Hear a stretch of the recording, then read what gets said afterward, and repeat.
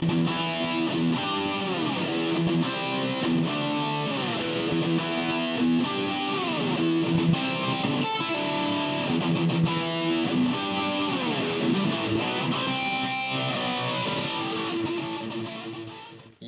it's coming back at you again in Lick of the Week 10. This time it's the style of me and how I'd approach a diminished arpeggio. Let's have a look. Right, let's have a look at the lick. What I'm in essence doing, well, I'm not going to show you what it is yet. I'm going to take you through everything it's not, so I can show you how different it is. It's most people tend to attack a diminished arpeggio or any form of diminished sequence the same way Yngwie Malmsteen or whoever or what any other great shredder would do it by, for instance, doing.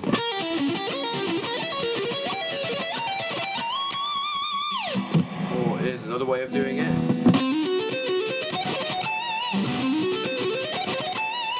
Maybe even another way.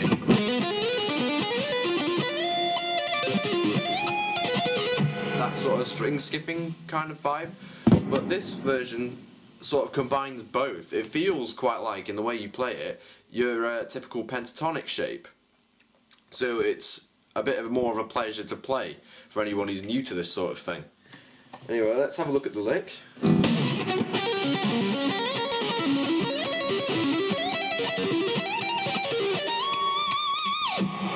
One more time.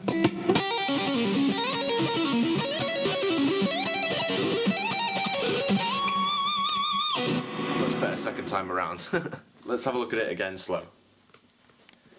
Right, I'm going to take you through the lick slow. It's the pattern stays the same throughout the whole lick, and it's only connected by a slide, like a little not a trill, but a little like hammer on and pull off, and a slide. Here's the lick slow.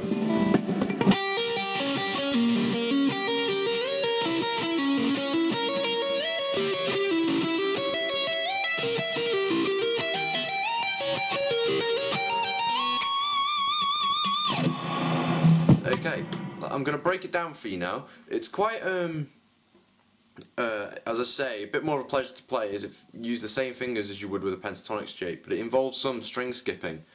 So let's have a look at it. Right, let's break it down. I'm going to show you what it looks like on the fretboard, and then I'll show you later what it looks like in terms of picking. Okay, let's break it down. The pattern is the same throughout the entire lick, and it's only connected by a little slide, which I'll show you in a moment. Here's the actual pattern itself.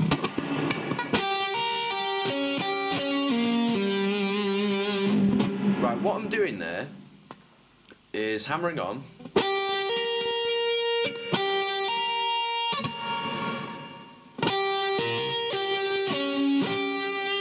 You skip with your ring finger onto the G string.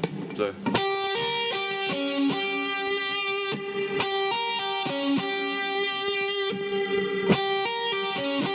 that's the diminished note there.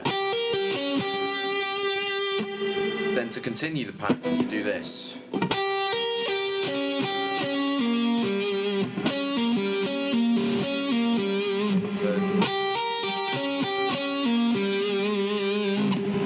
What you're doing is you're pulling off on the G string and then hammering on to the D string. So it's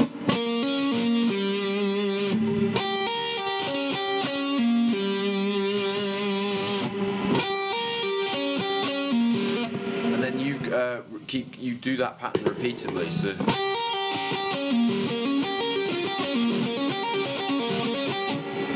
here's the whole pattern slow.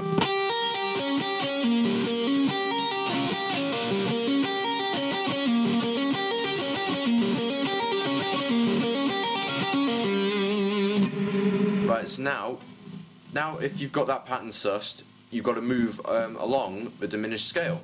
So here's how the whole thing works. You connect it with a slide like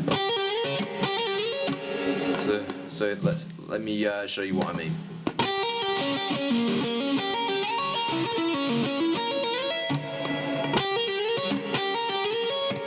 So it's like I hammer on, then I pull off.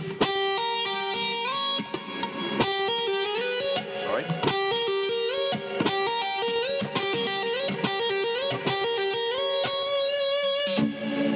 Dead smooth and dead nice to play, and it sounds dead impressive as well. So let me show you again. And then you follow it down the diminished scale, so it sounds like this.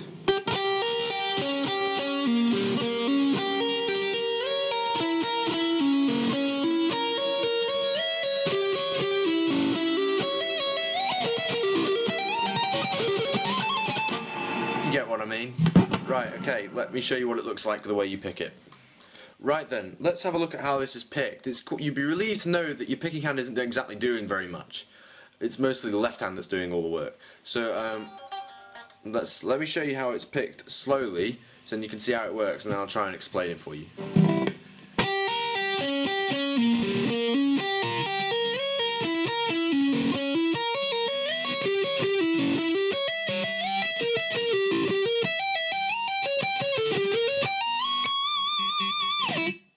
Right, what you're doing is you're picking all of the, in essence, the important notes for the lick to continue.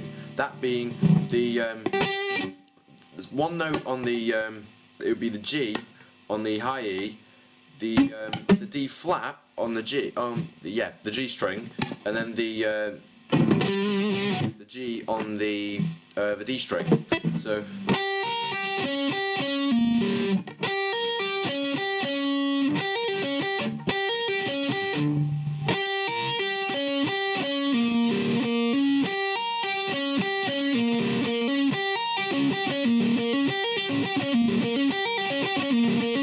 So once you can get that synced up, you can get really comfortable with it. So let me show you what it'd be like when you're building it up to speed. I'll go from a slow tempo to a medium sort of tempo, and then the actual speed tempo. So here goes.